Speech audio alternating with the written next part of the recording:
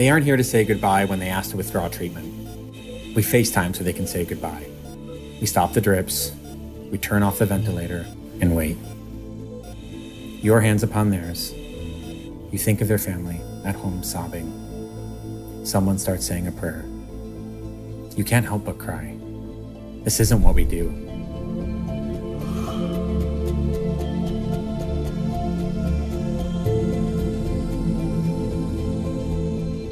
Wake up at 6:30 a.m.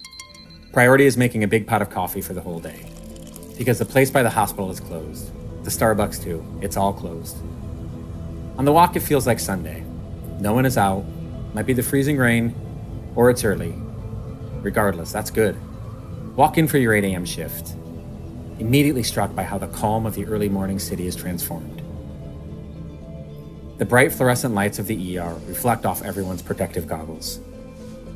There is a cacophony of coughing. You stop, mask up, walk in.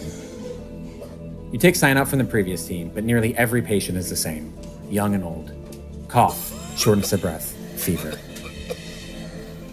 They are really worried about one patient, very short of breath, on the maximum amount of oxygen we can give, but still breathing fast. You immediately assess this patient. It's clear what this is and what needs to happen. You have a long and honest discussion with the patient and family over the phone. It's best to put her on life support now, before things get much worse. You're getting set up for that, but you're notified of another patient coming in. You rush over. They're also extremely sick, vomiting. They need to be put on life support as well. 2 patients in rooms right next to each other, both getting a breathing tube. It's not even 10 a.m. yet. For the rest of your shift, nearly every hour you get paged. Stat notification, very sick patient, short of breath, fever, oxygen 88%. Stat notification, low blood pressure, short of breath, low oxygen. Stat notification, low oxygen, can't breathe, fever. All day. Sometime in the afternoon, you recognize that you haven't had any water. You're afraid to take off the mask. It's the only thing that protects you. Surely you can last a little longer. In West Africa during Ebola, you spent hours in a hot suit without water. One more patient. By late afternoon, you need to eat. Restaurant across the street is closed. Right, everything is closed. But thankfully, the hospital cafeteria is open. You grab something, wash your hands twice, cautiously take off your mask, and eat as fast as you can. Go back, mask up, walk in. Nearly everyone you see today is the same. We assume everyone has COVID-19. Where did all the heart attacks and appendicitis patients go? It's all COVID. We're all being asked to do things we've never done before. Try to predict which COVID patient will crash if you send them home and which won't.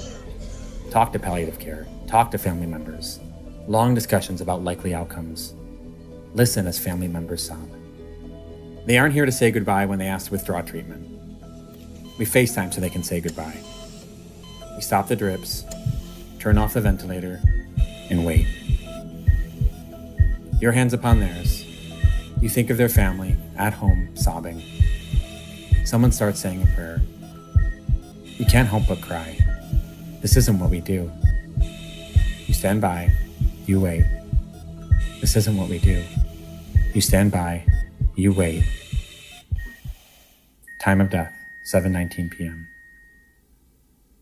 When your shift ends, you sign out to the oncoming team. You share concerns of friends throughout the city without personal protective equipment. Hospitals running out of ventilators. Colleagues have already gotten ill. Some have survived the disease. Unfortunately, other colleagues in the city have not. Before you leave, you wipe everything down. Your phone, your badge, your wallet, your coffee mug. All of it. Drowned it in bleach. Everything in a bag. Take no chances. You walk out and take off your mask.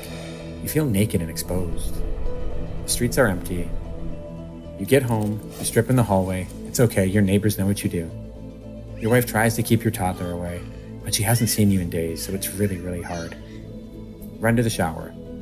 You look in the mirror. Indentations of the goggles are still deep on your face. Blisters on the bridge of your nose. Hot shower. Rinse it all away. Never happier.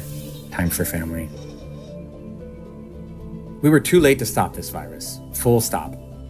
But we can slow its spread. Stay inside. Social distancing is the only thing that will save us now. I survived Ebola. I fear COVID-19. This virus has not only infected people all over the world, but it's amplified the inequalities that have existed for way too long. At this moment of global crisis, we need global solidarity. And never, ever have scientists, frontline providers, grocery workers, and people doing everything that they can every day to keep our society functioning throughout this, never have they been seen as the heroes that they really are.